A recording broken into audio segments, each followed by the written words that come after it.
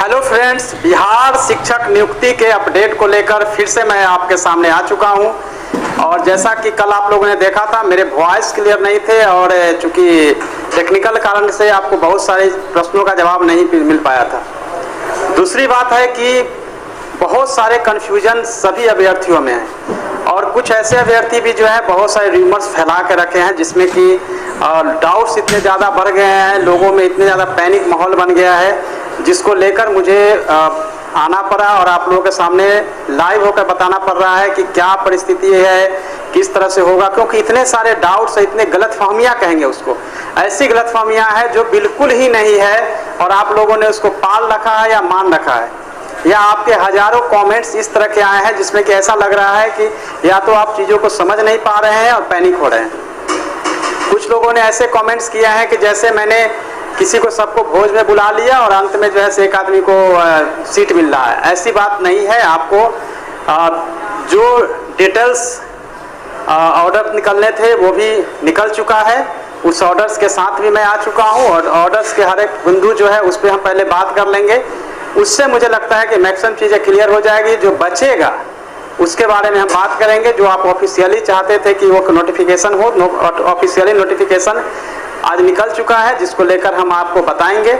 और मेरे लाइव आने का उद्देश्य सिर्फ और सिर्फ यह है कि जो आपके डाउट्स हैं या कुछ दूसरे ग्रुप्स द्वारा या कुछ ऐसे लोगों द्वारा जो डाउट्स को और बढ़ाने की कोशिश कर रहे हैं या इस तरह से माहौल बना रहे हैं जिससे पैनिक हो रहा है, जिसको लेकर आप लोगों के को ज़्यादा इजी करने के लिए और सही जानकारी देने के लिए आज मैं आपके सामने आया हूं। और जितने कमेंट्स कल आए थे उसको भी मैंने देखा है। कमेंट्स के आधार पे जो डाउट्स है उसको भी क्लियर हम कर देंगे। लेकिन मैं उम्मीद करता हूं कि 90% आपके डाउट्स जो है वो आज के ऑफिशियल जो ऑर्डर्स हुए हैं उससे आपका क्लियर हो जाएगा। तो सबसे पहले स्टार्ट करते हैं। जो अधिसूचना आई है उसको आप देख लीजिए। ये तो आपको पता ही होगा कि पहले हम लोगों ने डेट जो है वो 5, 7 और 12 रखा था। लेकिन जब आप लोगों ने ही रिक्वेस्ट किया कि 1 से 5 और 6 से 8 को अलग किया जाए, क्योंकि दोनों ही काउंसलिंग में आपको भाग लेना है, तो फिर से इसको जो है हम लोगों ने चेंज किया। और चेंज क्या किया वो आप देखने की कोशिश करिएगा कि पहले हम लोगों ने जो डेट रखा था वो ये था, ये था और ये था। लेकिन बाद में हमने क्या किया कि आपके 1 से 5 के लिए, 1 से 5 के लिए अलग से फिर हम लोगों ने, जैसे सपोज डेट की नगर निकाय का चल रहा है तो इसके लिए हम लोगों ने ये आपका एक डेट ऐड किया है, एक डेट ए ऐड किया है और 12 को पंचायत का होगा। तो मुझे लगता है कि आप क्लियर हो गए हैं डेट के लिए। 5 और 6 नगर निकाय का, प्रखंड नियोजन इकाई 7 और 8 और पंचायत का 12 को। और कहाँ पे होगा? सभी जिला मुख्यालय पे होंगे। पंचायत का केवल जो है प्रखंड मुख्यालय लेवल पे होगा। और ये भी आप लोगों का सजेशन था कि कैंप मोड में हो, ओपन कैंप मोड में हो, सबको मौका मिले और नियोजन इस तरह से हो कि मैक्सिमम जो कैंडिडेट्स हैं उनको इसमें समावेश किया जा सके। और कैंप मोड में होने से जिस तरह की जो प्रॉब्लम्स, परेशानी झेलनी पड़ती थी उसको दूर किया जा सकता है।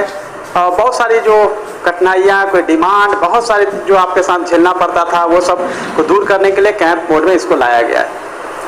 आगे चलेंगे और देखेंगे एक एक करके कि किस तरह से हमने इसमें कई चीज़ों को रखा है। जैसे कई ऐसे पंचायत है जो कि नगर परिषद या नगर पंचायत में समाविष्ट हो गए हैं। ऐसे 306 कि आपको 9/7/21 तक सभी अभिलेख जो है वो उपलब्ध हो जाएगा, करवा दिया जाएगा संबंधित नगर निकाय के पास।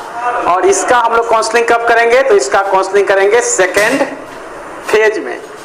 तो ये रही आपकी महत्वपूर्ण जानकारियां जो कि मैं आपको बता रहा हूं। आगे हम चलेंगे सेकेंड पार्ट की तरफ कि आपको अपने काउंसलिंग के टाइम में एक फोटो आइडेंटिटी कार्ड लाना होगा। स्पेशली जो अगर आप लाना चाहते हैं कि कौन सा सर्टिफिकेट लेके आना है, तो मैं आपको बताना चाहूँगा आप जो है आधार, पैन, ड्राइविंग लाइसेंस या कोई भी आप अपना एक परिचय पत्र लेके आएंगे। क्यों? क्योंकि जब आपने 10th किया, 10+2 किया, तब आपके फेस जो है बदल गए होंगे। उस समय के पिक्चर्स जो है क्लियर नहीं हो पाएगा कि कौन से कैंडिडेट्स आया है। तो ये चेंज किया गया है, ये आपको लेके आना है। और सभी जानकारियां जो है वो NIC के वेबसाइट पे अपलोड है, कहाँ पे होना है सब कुछ अवेलेबल है। और इस PDF फाइल के लास्ट में आपको बताएंगे किस लिंक पे जाने पे आपको पता चलेगा कि किस दिन किस नियोजन इकाई में काउंसलिंग होनी है और कौन सा स्थल है। तो ये आपको लास्ट में हम बताएंगे। तो ये काउंसलिंग की पूरी जानकारी जो है वो NIC पे दी गई है।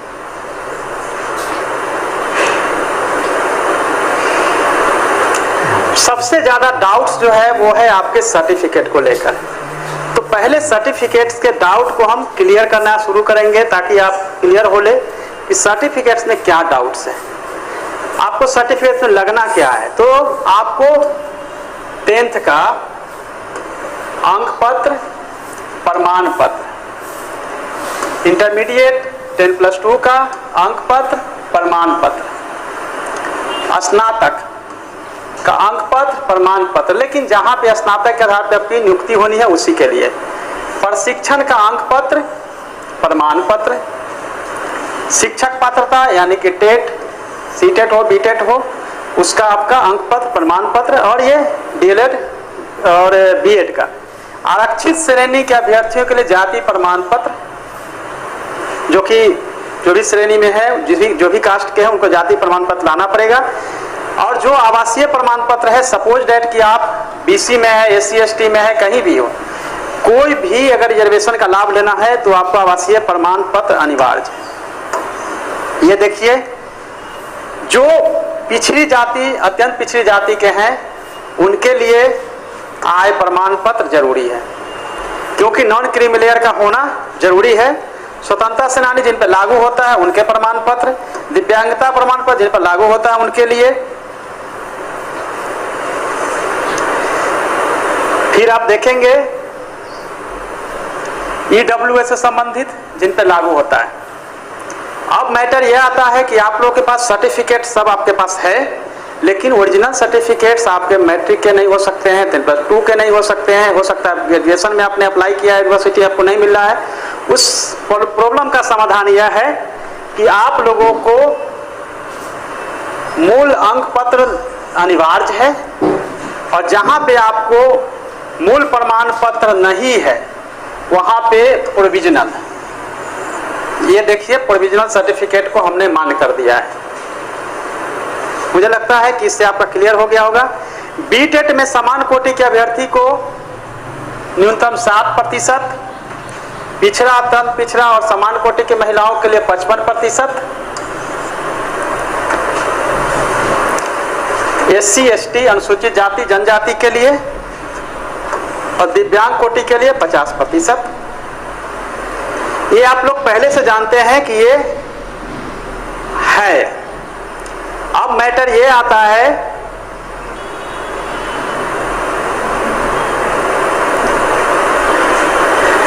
कि ये 50% यानी कि बीटेट में जो सुविधा दी गई है वही सीटेट में भी लागू होगा। SC ST 50+, और जहां भी कैटेगरी BC EBC या फिर जनरल कैटेगरी की महिलाएं हैं उनके लिए 55 और जनरल कैटेगरी के 60, ये आपको पता है।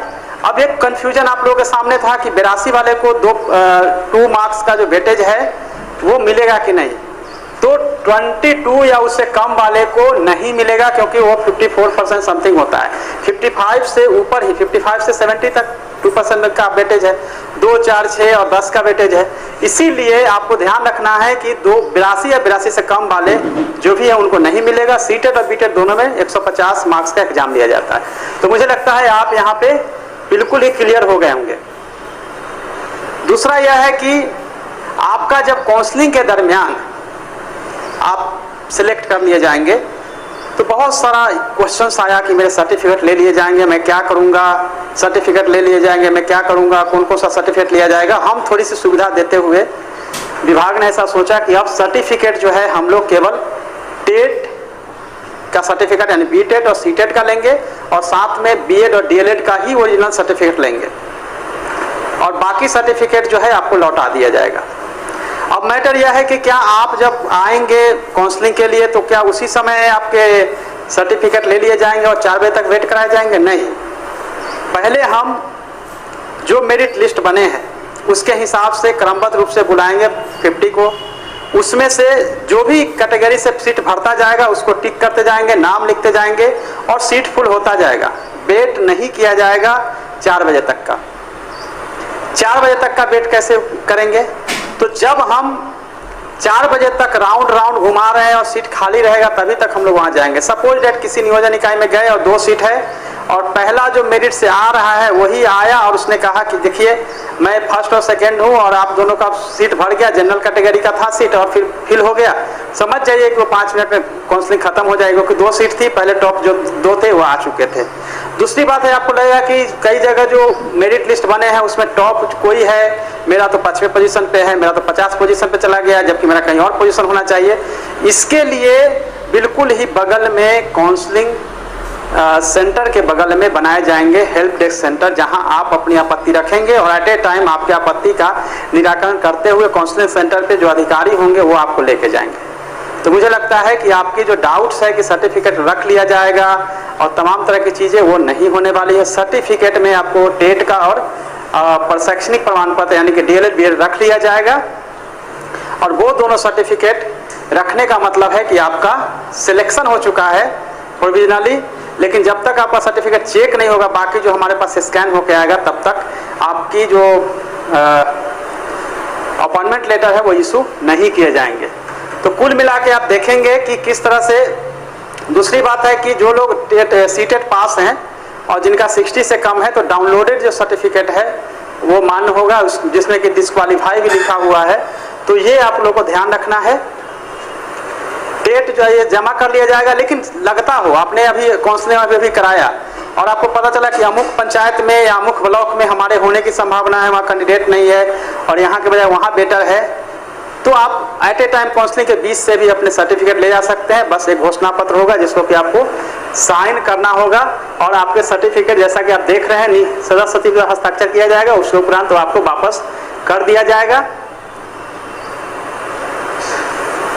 2 आपको जो है जीरोक्स कॉपी लाना है जिसपे कि आपका साइन होना चाहिए। और काउंसलिंग के बाद हमारे DO DPO द्वारा सभी सर्टिफिकेट जो है आपका जो आपसे लिया जाएगा, जो आपके साइन का होगा, 2 ओरिजिनल सर्टिफिकेट, बाकी का वो हमारे जो वेबसाइट है उस पर अपलोड करने की जिम्मेवारी हमारे DO DPO की होगी। वो उस पर अपलोड कर देंगे, फिर उस पर हम लोग चेक करना शुरू करेंगे।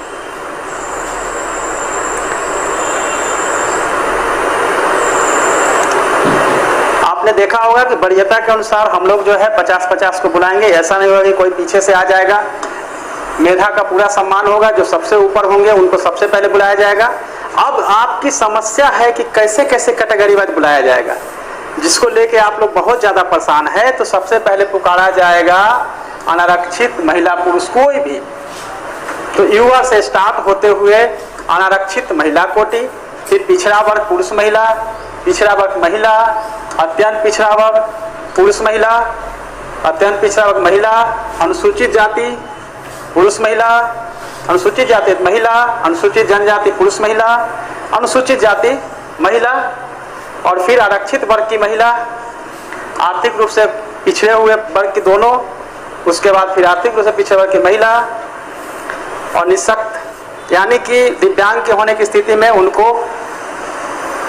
उसके बाद निःशक्त अभ्यर्थी को सर्वप्रथम नियोजन का अवसर इसलिए दिया जाएगा क्योंकि उनकी नियुक्ति के सापेक्ष का जो उनको रिजर्वेशन है वो मिलेगा। सर्वप्रथम यहाँ देखेंगे कि जहाँ पे निःशक्त है, निःशक्त अभ्यर्थी को सर्वप्रथम नियोजन का अवसर उनके उपलब्ध रिक्ति के सापेक्ष में देने का दायित्व संबंधित नियोजन इकाई का होगा। यानी कि अपने ही रिजर्वेशन या जनरल कैटेगरी जनरल में जाएंगे, लेकिन चूंकि निःशक्त है तो उनको सर्वप्रथम मौका दिया जाएगा।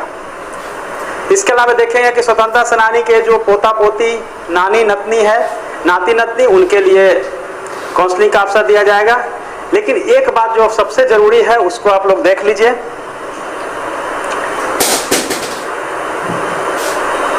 प्रत्येक अभ्यर्थी का नाम लाउड स्पीकर से 3 बार पुकारा जाएगा।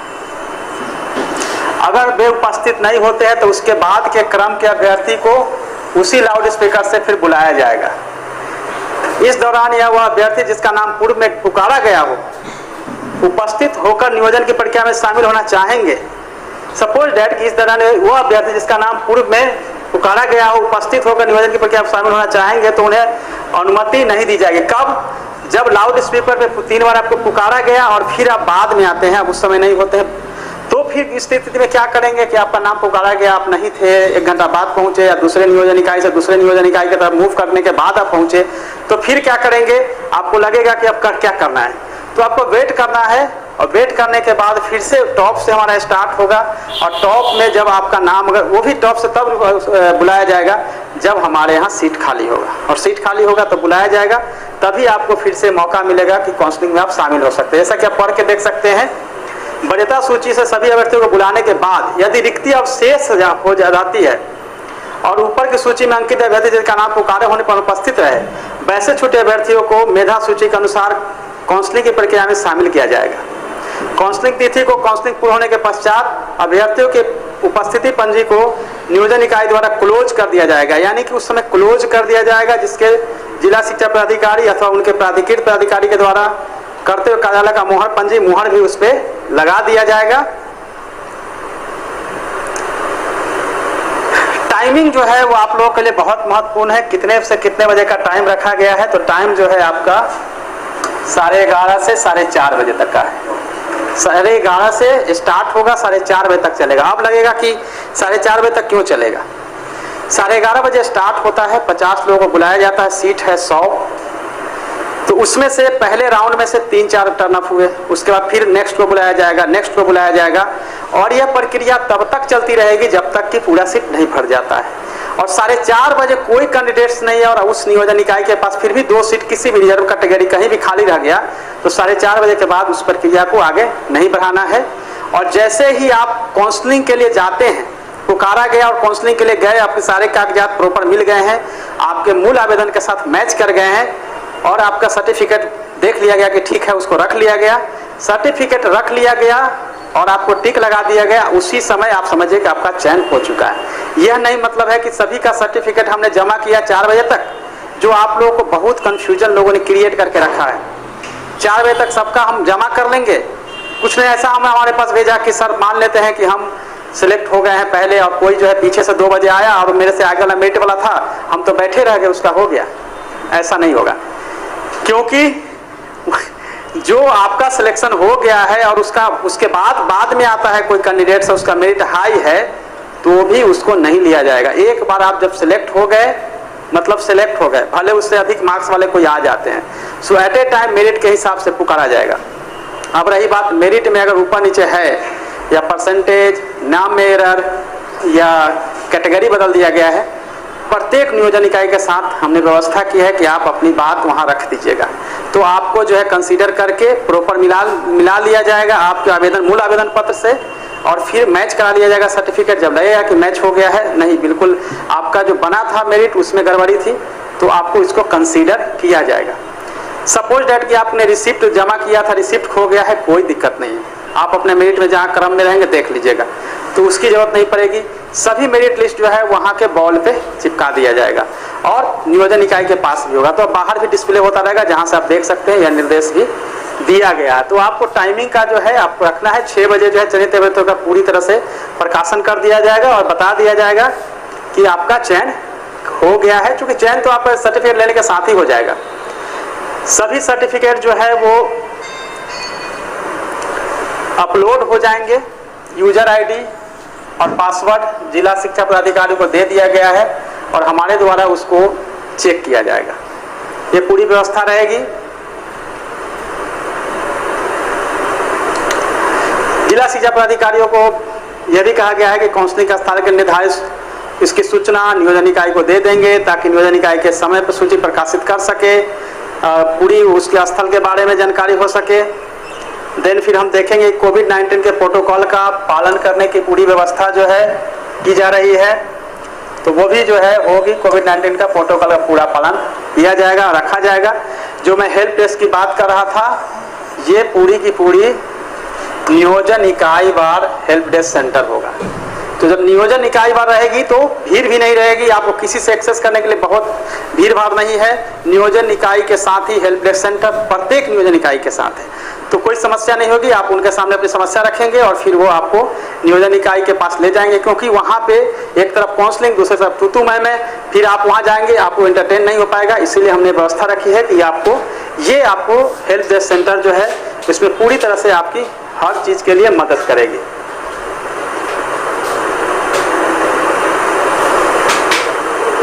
एक बहुत महत्वपूर्ण चीज़ जो आप लोग सोचते होंगे कि मान लेते हैं कि जो आप जानते हैं कि पंचायती राज व्यवस्था का जो टाइम था जून का वो समाप्त हुआ, उसके बाद समिति बनाई गई और समिति के माध्यम से जैसे पंचायत देखेंगे, पंचायत परामर्श समिति, फिर उसके बाद जो है आप देखेंगे कि उसमें अध्यक्ष संबंधित सदस्य उनको वहाँ पे उपस्थित होना है। लेकिन सपोज दैट कि वो नहीं आते हैं, जो परामर्श समिति के सभापति हैं, आप जानते हैं कि परामर्श समिति जो बनाई गई है उसमें मुखिया जी को ही उसमें बना दिया गया है सभापति, और मेंबर्स जो हैं उसके सदस्य हैं कार्यकारिणी। तो अगर वो नहीं आते हैं तो क्या होगा? अगर नहीं आते हैं तो ये मान लिया जाएगा कि उनको डिम्ड कि वो उपस्थित थे या मानते हुए आगे की प्रक्रिया की जाएगी। इसलिए यह कहना कि वो नहीं आएंगे तो क्या होगा, या बाकी चीज़ें जो आप लोग बोलते रहते हैं, मैसेज करते हैं कि ये हो रहा है, वो हो रहा है, डिमांड हो रहा है, फलना, ये फलना ढकना कुछ यहाँ पे नहीं चलने वाला है, ना होने वाला है। आएंगे ठीक है, नहीं आएंगे तो भी कोई प्रॉब्लम नहीं है। और ये जो है डिम्ड रूप से उनको उपस्थित मानते हुए काउंसलिंग की प्रक्रिया पूरी कर ली जाएगी। और फिर सपोज डेट कि आपका पंचायत सचिव नहीं आता है, क्या होगा?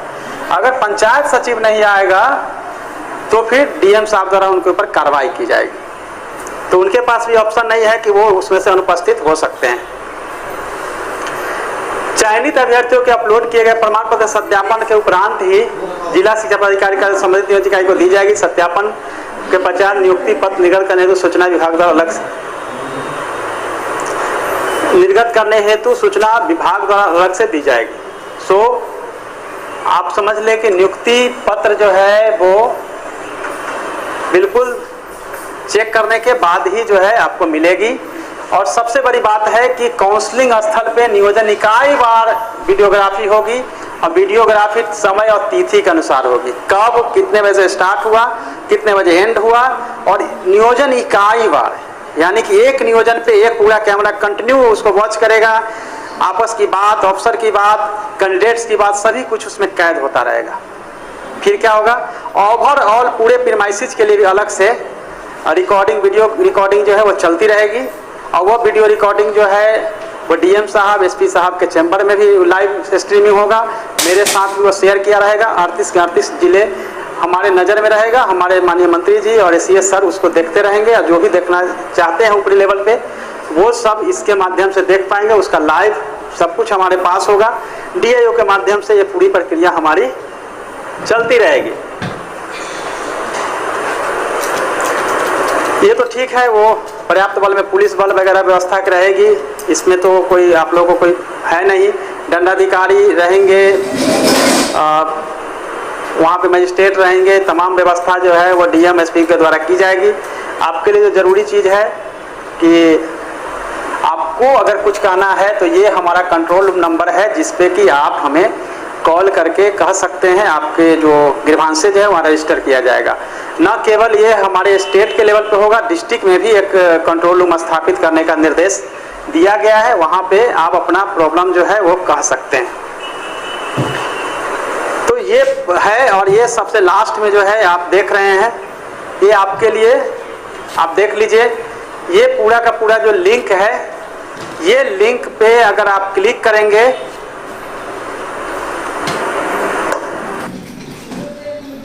ये लिंक को अगर क्लिक करेंगे तो आपको पूरा का पूरा कब कहाँ होना है काउंसलिंग, उसकी डिटेल्स इस पे मिलेगी डिस्ट्रिक्ट वाइज।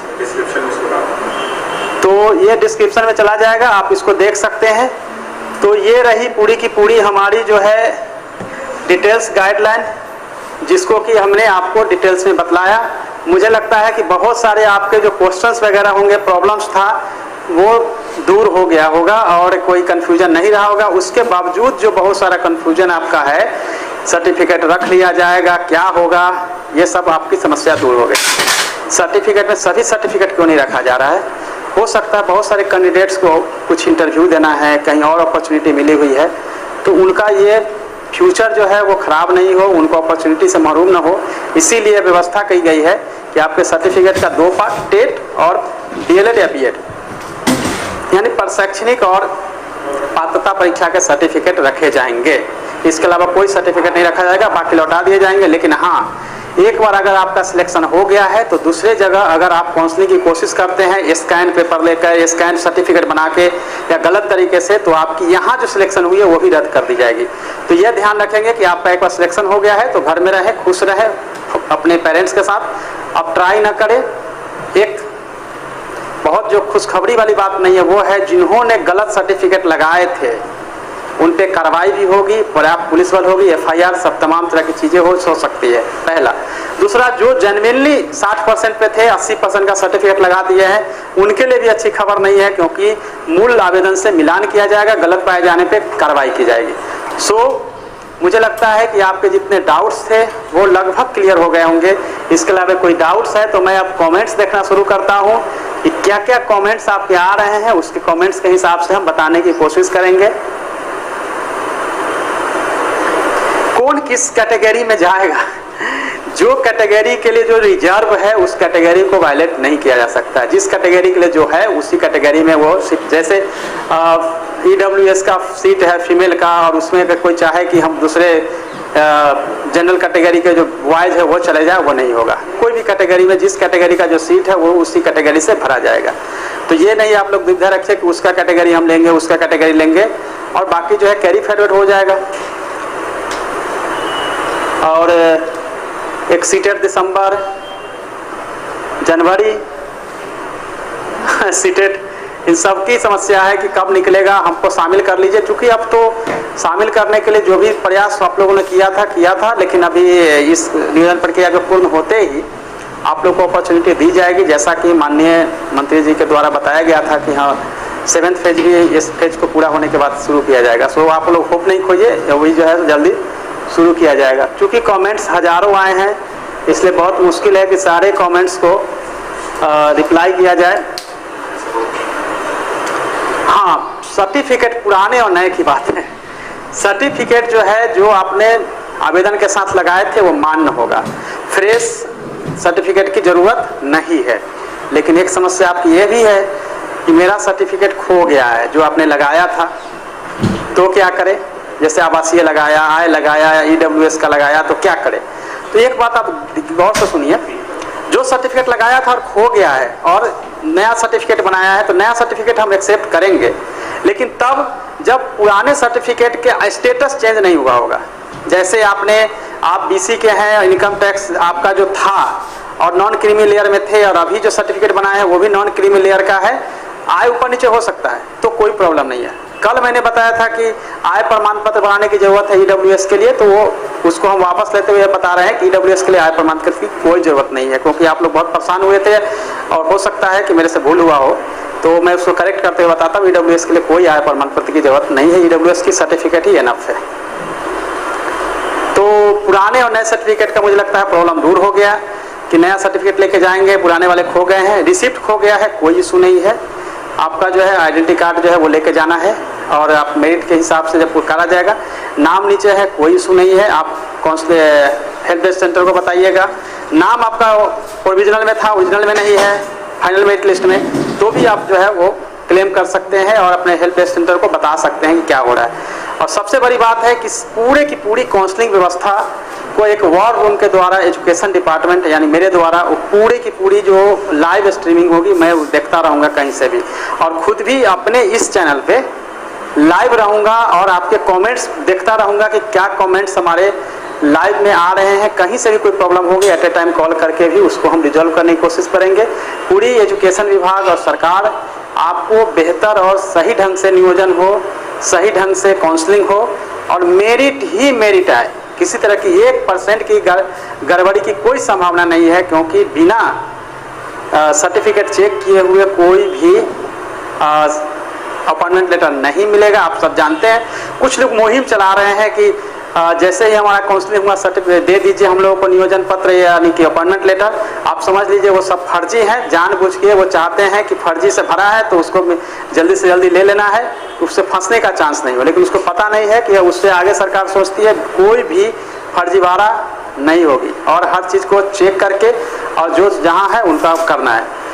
आपको पीछे बहुत सारा कन्फ्यूजन होगा, कहाँ पे जाएं, कहाँ पे मेरा जो है सो नंबर आएगा, कहाँ पे नंबर मिलेगा, किस तरह से हम नियोजन इकाई को देखें कि कहाँ पे जाने पे हमारा होने की संभावना है। जहाँ आपका मेरिट लगता हो कि बिल्कुल आसपास है वहाँ पे आप प्रेफर कर सकते हैं। लेकिन ऐसा नहीं है कि आपका पहले फेज में नहीं हुआ तो हताश होने की जरूरत है। बाकी फिर से हम लोग जो है कहाँ कहाँ सीट खाली है अनाउंस करते हुए नेक्स्ट फेज आएंगे और हम लोग वो प्रक्रिया करते रहेंगे। और सीटें इतनी अधिक है कि सभी का समावेश होने के चांसेस है। यह नहीं है कि कोई रह जाएगा या कुछ प्रॉब्लम होगी, लेकिन जितने भी मेरिटोरियस है सभी को जॉब दिया जाएगा। सबसे अच्छी बात है कि यह लॉट जो है काफ़ी मेरिटोरियस का, यह लॉट पूरा का पूरा जो है बिल्कुल मैं कहूँ तो स्टूडेंट लाइफ में मैंने देखा है इतना अच्छा लॉट कभी नहीं देखा गया। बहुत मेरिटोरियस आप सभी लोग हैं, तो अपॉर्चुनिटी मिलना और बिहार के तरक्की के लिए आप सभी शिक्षक आगे भी प्रयास करेंगे तो निश्चित रूप से हम लोग भी खुश होंगे और तस्वीर बदलने के लिए भी ज़रूरी है। ये लॉट्स से अपेक्षाएं बहुत है और ये लॉट्स में कोई गड़बड़ी नहीं हो, मेरिटोरियस है, इसीलिए इतनी ट्रांसपेरेंसी जो है की जा रही है। आज जो आप लोगों ने देखा है बिल्कुल नोटिफिकेशन अधिसूचना के द्वारा सभी चीज़ें रखी गई है ताकि कल को कोई चैलेंज नहीं हो और ये अप्रूव कराया गया है। और सभी चीज़ों को जो आपके कमेंट्स आए थे उसके आधार पे इसको हमने तैयार किया। कुछ स्टूडेंट से भी कांटेक्ट करके जो व्यू है उसको भी रखा गया। लेकिन ये अंत नहीं है। अगर सपोज डेट आपको अभी भी कोई समस्या है, लगता हो कि ये पॉइंट रह गया है, ऐड करवाना है, नई चीज़ों को रखना है, स्मूथ करना है, जो सजेशंस वगैरह है या क्वेरी है वो आप मेरे इनबॉक्स में ज़रूर दे दीजिएगा, क्योंकि हम देख के फिर से कुछ नया अमेंडमेंट या चेंज करने की ज़रूरत होगी तो करेंगे। लेकिन ये आप लोगों को एक आशंका थी कि पहले की तरह 11:30 से शुरू करिए, 1 घंटा में जो लोग आएंगे उनका रजिस्टर में सिग्नेचर ले लीजिए और उसके बाद उन्हीं का केवल काउंसलिंग कराइए। बट समस्या यह है कि अगर उतना का आधा घंटा में आके अगर आपका साइन करा लेंगे और उन्हीं का अगर हम काउंसलिंग कराएंगे तो हो सकता है कि जितना कैंडिडेट चाहिए उतना नहीं होगा फास्ट। दूसरा ये हो सकता है कि सीट हमें 2 ही है, हम 50 को बुला के रखेंगे तो फिर तो 49 का कुछ होना नहीं है। तो अच्छा यही है कि हम बुलाएंगे और एट ए टाइम कन्फर्म करते जाएंगे जॉब। आप टॉप पे आए हैं, कंफर्म, आपका कंफर्म करके सर्टिफिकेट लेते जाएंगे। आपको उसके लिए पावती जो है मिल जाएगा। जब आपका कंफर्म और सर्टिफिकेट ले लिया गया मतलब आपका हो गया।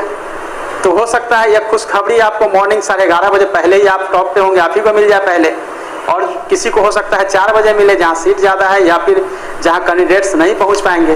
तो ये पूरी ट्रांसपेरेंसी है और आपकी सहूलियत। अब हमेशा कन्फ्यूजन में रहते हैं और आप लोग जितना हो सकता है वो पूछने का काम करते हैं, कभी भी ब्रॉड माइंड से सोचने का काम नहीं करते हैं।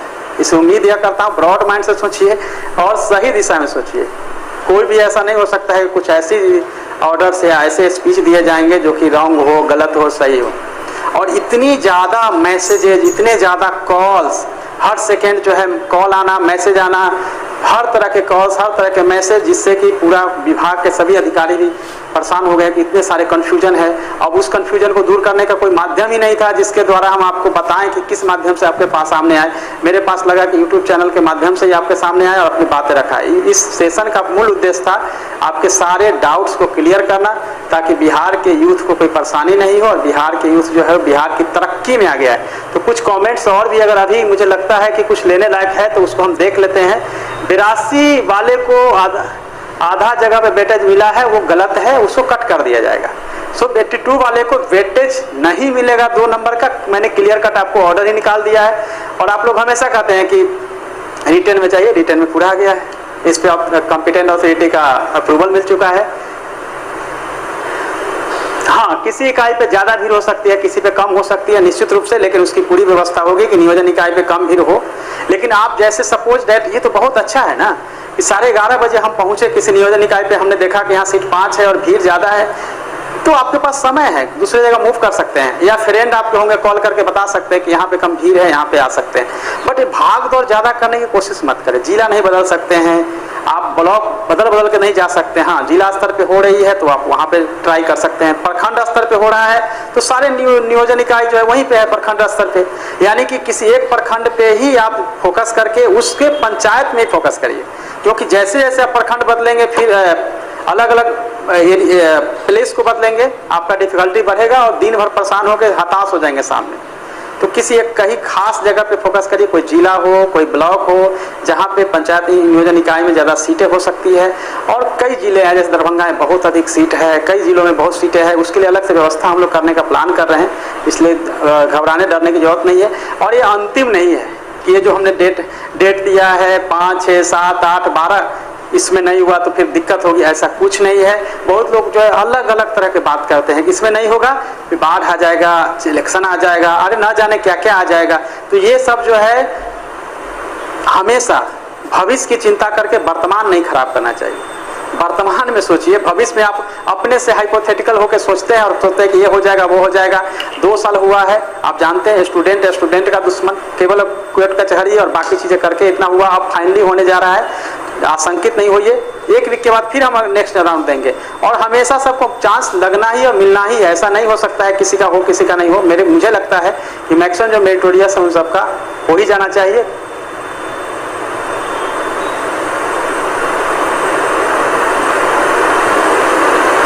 बाकी जो आपके कमेंट्स वगैरह है मेरे कमेंट्स बॉक्स में दे दीजिएगा। आप जानते हैं कि ऑफिशियली मैं बहुत अभी आजकल शिक्षक नियुक्ति को लेकर और तमाम तरह की व्यवस्था को लेकर बिजी हूँ, तो मैं जब समय मिलेगा मैं पढ़ दूंगा। जल्दी ही फिर 1-2 दिन में हम लाइव आएंगे और परसों पूरा दिन हम लाइव होंगे देखने के लिए कि कहाँ पे क्या कुछ चल रहा है। आप कमेंट्स दे सकते हैं, प्रॉब्लम बता सकते हैं, तो वहाँ से हम उसको सॉल्व करेंगे। यानी कि 5 को, 6 को, 7 को, 8 को, 12 को हर दिन हम लाइव रहेंगे 11:30 से लेकर 4:30 बजे तक, और 4:30 बजे तक नहीं 6 बजे तक। ऑफिस का वर्क भी होता रहेगा, देखता भी रहूँगा कि कहाँ पे क्या चल रहा है। कहीं कंप्लेन आ रहे हैं कंट्रोल रूम में भी आप कर सकते हैं। तो मुझे लगता है आपके मैक्सिमम डाउट्स क्लियर हो गए होंगे। लेकिन फिर भी कोई सीरियस डाउट्स अगर होगा, आपको लगता होगा कि इसके बावजूद आपका कोई डाउट्स रह गया या प्रॉब्लम रह गया है, तो आप सभी के पास जो है सब कुछ उपलब्ध है मेरे तक मैसेज पहुंचाने के लिए। तो आप इनबॉक्स में डाल दीजिएगा अपने मैसेज मेरे यूट्यूब ऑफिशियल चैनल पे, तो उसमें हम पढ़ लेंगे। और ऑफिशियल चैनल पे ही बने रहिएगा ताकि आगे आपको लाइव और बाकी चीज़ें मिलता रहे। ऐसा नहीं हो कि मेरा वीडियो काट के कोई और कुछ दिखा रहा है, कुछ दिखा रहा है। और आप लोग को दिग्भ्रमित करने के लिए 50 से 100 चैनल काफ़ी है, और आप लोग दिन भर वही सब करते रहते हैं। पढ़ाई करिए और केवल एक जगह फोकस करिए। जब अवसर अवेलेबल है, कहीं जाने की जरूरत नहीं है। और लाइव होकर मेरा उद्देश्य रहेगा कि आपके सारे प्रॉब्लम्स को दूर करें। और ऑफिशियली मैं यहाँ पे आया हूँ, ऑफिशियली मैं अपनी बातें कर रहा हूँ, इसीलिए इसको अदरवाइज लेने की ज़रूरत नहीं है। सो थैंक्स फ्रेंड्स, आपको जुड़ने के लिए बहुत अच्छा लगा। आपको डाउट्स क्लियर करने के लिए, और जो भी डाउट्स रह जाए मुझे ज़रूर निश्चित रूप से बताइएगा। Thank you so much, all the best friends.